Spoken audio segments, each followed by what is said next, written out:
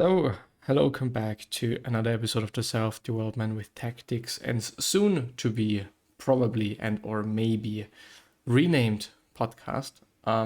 Today we're going to talk about mindsets, and I just realized that here in the back I'm having my dishwasher and it is running at this point in time, and I really do hope that it is not too loud. I think it should be fine. Maybe a bit of background noise, a bit of background sound isn't even that bad. Anyway, Carol Dweck, you probably know the book Growth Mindset. This is really something that I want to go through today. Why? Because it is important, as actually I've also realized. We're going through all of those book summaries throughout the years, and I really do want to underline while going through them, while being in the process of going through them, while doing the podcast. And I was now actually realizing why I have, partly also started the podcast. You're really getting into a completely different mindset. You're really getting into a completely different way of living when you surround yourself with those thoughts, those writings. And, this, among many others, is a pretty big benefit, I'd say. So I don't know, start your own thing, do your own thing, try to make it a habit to read and or listen to certain things that just make you feel better about yourself and help you throughout the day. And this is kind of essentially also what I'm trying to do here.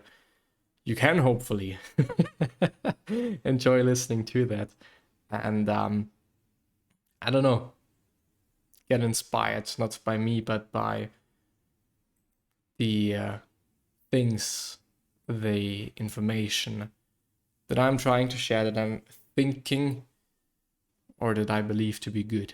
So Carol Dweck, A Summary of Growth and Fixed Mindset, which is a book by her. And I do know that I went through this probably a million of times, but the last time I did, it's been some time since then. It is a 7-minute read apparently, so it's gonna take me 20. There are two main mindsets and we can navigate life with: growth and fixed. Having a growth mindset is essential for success. In this post, we explore how to develop the right mindset for improving your intelligence. I wouldn't necessarily say improving your intelligence, but maybe, well, I don't know. I think in the end it does, according to some studies, and I'm getting to that. And this is also the reason why I'm willing to go through the whole thing here today. But yeah, Carol Dweck studies Carol Dweck studies human motivation. She spends her day diving into why people succeed or don't, and what is within our control to foster success. Her theory of the two mindsets and the difference they make in outcomes is incredibly powerful. As she describes it, my work bridges developmental psychology, social psychology, and personality psychology, and examines the self-conceptions, or mindsets, people use to structure the self and guide their behavior. My research looks at the origins of these mindsets, their role in motivation and self-regulation, and their impact on achievement and interpersonal processes. Her inquiry, I think it is called, into our beliefs is synthesized in Mindset, the New Psychology of Success, which is the book. The book takes us on a journey into how our conscious and unconscious thoughts affect us, and how something as simple as wording can have a powerful impact on our ability to improve. Dweck's work shows the power of our most basic beliefs. Whether conscious or subconscious, they strongly affect what we want and whether we succeed in getting it. Much of what we think we understand of our personality comes from our quote-unquote mindset. This both propels us and prevents us from fulfilling our potential. And I think for most people, it is actually the case that it is preventing us from fulfilling our full potential and or getting to our full potential. And I would believe that not that many people are using this growth mindset, whether it is consciously or subconsciously. I do really think that some people know about it in terms of the concept, but do not know about the growth mindset and or the fixed mindset. coming back to what I was heading for like 5 minutes ago, maybe 2, was Andrew Huberman very recently posted an amazing podcast episode as a YouTube video, and also as a podcast per se, about motivation and also the mindset, but more about mindset and why it does matter. And even though for me mindset is a word that I've actually started to dislike throughout the years, and or actually quite recently, because it is something that you're hearing so often, and it's been used everywhere, and it kind of bothers me. But this podcast episode by Andrew Huberman is just insanely amazing, with, as we are used to it, all of the studies and all of the sources and whatever. It is really amazing and definitely worth checking out. So Andrew Huberman, Huberman. I do think it is just one N, and growth mindset or just mindset, and there should be at least one video. So what are the consequences of thinking that your intelligence... Have I? Yes, I think I have. In Mindsets, the New Psychology of Success, Dweck writes, and this is a quote apparently: what are the consequences of thinking that your intelligence or personality is something you can develop, as opposed to something that is fixed, deep-seated trait? A fixed, deep-seated trait.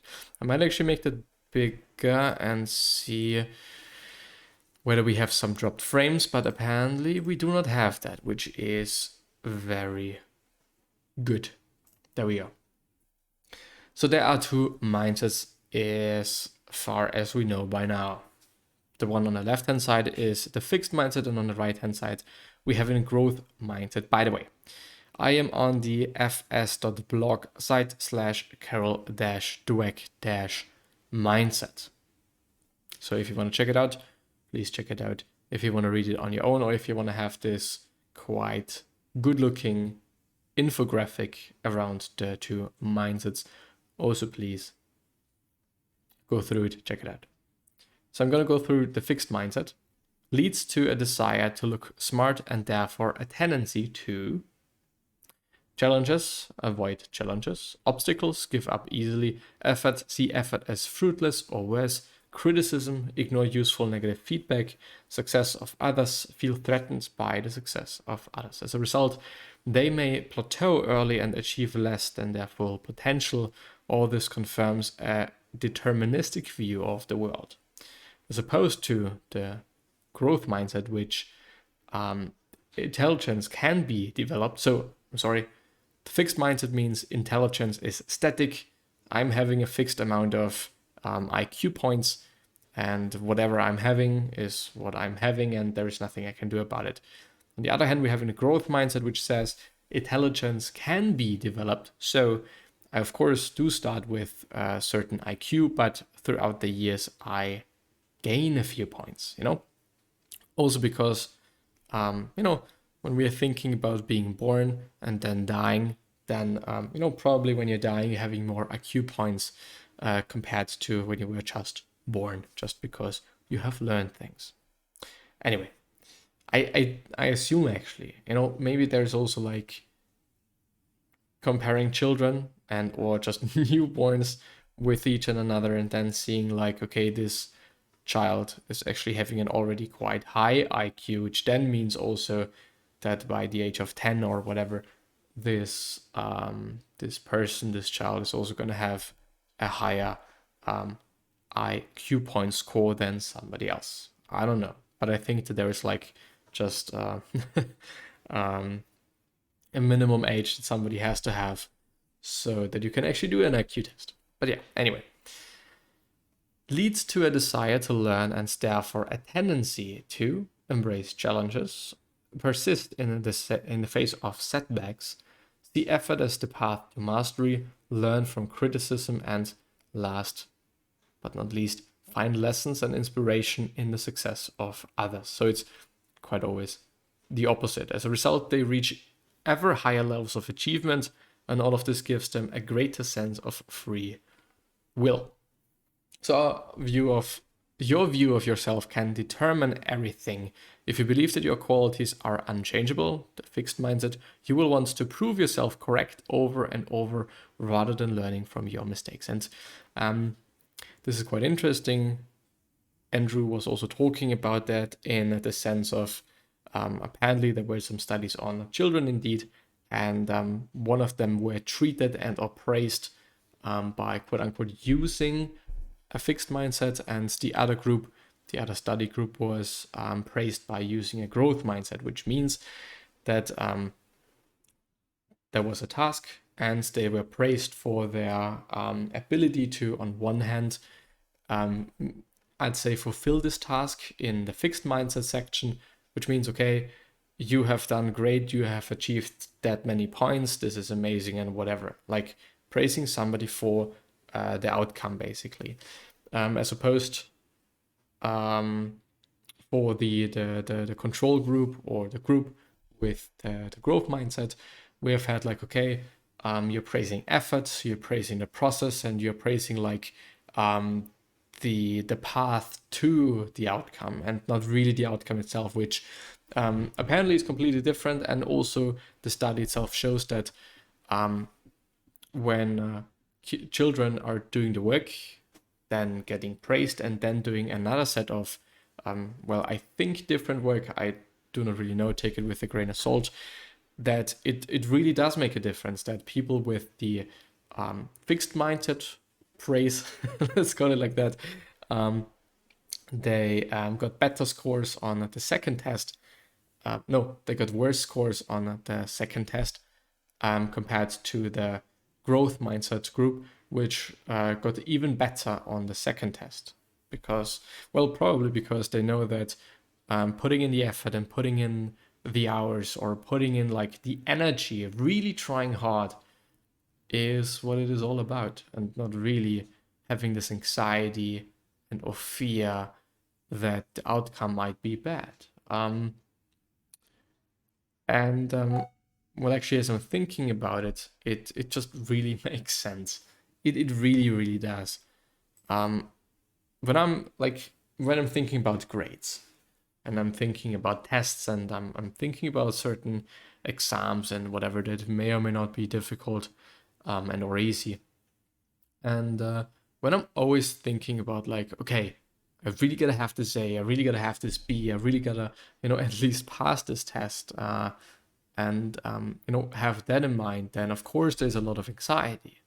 But when I'm thinking like, okay, I can put in some effort, I can put in some mental energy, and I can do that, and there is nothing more that I can do. I do whatever I can do or whatever I want to do. And then maybe I'll learn, okay, this was enough or this wasn't enough. Maybe I'll be able to learn some other learning technique or whatever.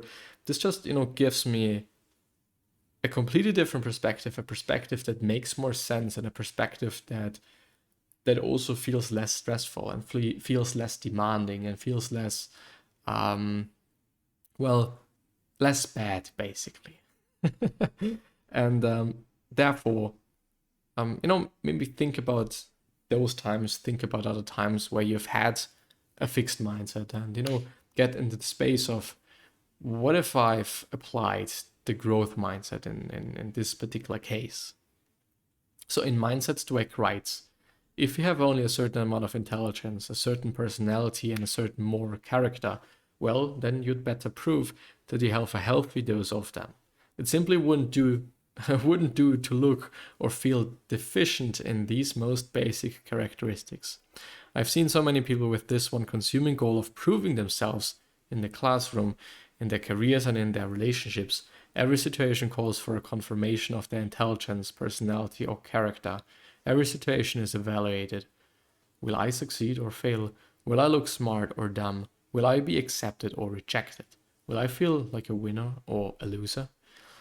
And there was something else that Andrew noted, which was that when those children were talking about this, the work that they did, I don't know if it was a test, it probably was, I guess, but the people with the fixed mindset they were lying about their results to feel smarter and maybe also to feel less dumb, and or being, feeling less perceived as dumb, you know what I mean? Whereas those growth mindset people, they were quite honest with what they have done and what they have achieved. And I think it also really makes sense, because you don't really have to feel like a winner or a loser. You just do, I think. If you have put in as much effort as you were able to, or as you maybe could, or whatever, what else could you have done? Like nothing, I guess. These things are culturally desirable. We value intelligence, personality, and character. It is normal to want this, but in mindsets, Dweck writes, there is another mindset in which these traits are not simply a hand you are dealt and have to live with, always trying to convince yourself and others that you have a royal flush when you secretly worried it is a pair of tens. In this mindset, is the hand you're dealt is just the starting point for development. This growth mindset is based on the belief that your basic qualities are things you can cultivate through your efforts. Changing your beliefs can have a powerful impact. The growth mindset creates a powerful passion for learning. Why waste time proving over and over how great you are, Dweck writes, when you could be getting better? We hide deficiencies instead of overcoming them. We look for friends or partners who will just shore up your self-esteem instead of ones who will also challenge you to grow. And why seek out the tried and true instead of experiences that will stretch you? The passion for stretching yourself and sticking to it, even or especially when it is not going well, is the hallmark of the growth mindset. This is the mindset that allows people to thrive during some of the most challenging times in their lives. And then putting it into practice. I don't know if I actually should read that maybe another time. There is a bit more to it, but I think this was already a 7-minute read. And there's also a TED Talk. So if you want to check it out, please check it out. But up until then, I'm hopefully seeing you the next time. So bye-bye in